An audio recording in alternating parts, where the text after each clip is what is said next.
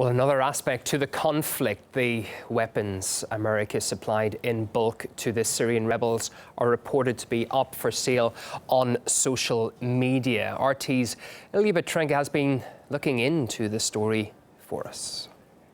I'm pleased that Congress, a majority of Democrats and a majority of Republicans in both the House and the Senate, have now voted to support a key element of our strategy, our plan to train and equip the opposition in Syria so they can help push back these terrorists. Optimistic words, but in the 2 years that followed, those terrorists actually pushed back their opponents, including the U.S.-supported opposition in Syria.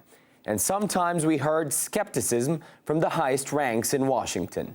Can you tell us what the total number of trained fighters remains? We're talking four or five. We're trying to recruit and identify people that, as you put it, can be counted on to have the right mindset and ideology, not be aligned with groups like ISIL. It turns out to be very hard to identify people who meet both of those criteria. But the arms supplies went on, and now in 2016, journalists stumbled upon eBay-style sales pitches for lethal U.S. hardware on Facebook. Is anyone interested in buying a TOW anti-tank missile launcher? Call me for details. New TOW missile launcher available. Contact me by text message or WhatsApp. Yes, the same TOW missile launchers with a range of over 4 kilometers that can reduce tanks to ashes. And the ones that shortly after the online ad was posted were fired at a convoy of journalists, including our own correspondents.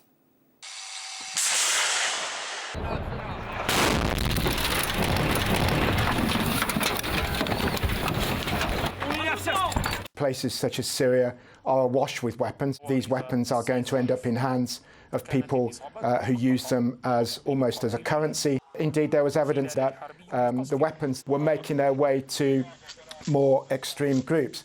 So maybe if hundreds of them were supplied to Syrian rebel groups since 2014, we shouldn't be surprised that someone with a profile picture like this is openly selling them on social networks.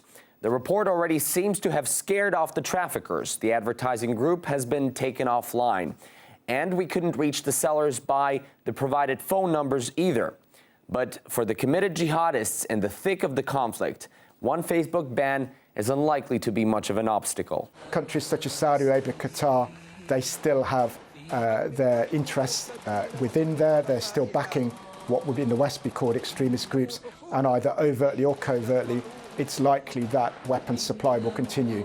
If perhaps not to depose Assad, because that looks increasingly unlikely, but certainly in an attempt to keep Syria as a power destabilized, and that will involve the supply of weaponry.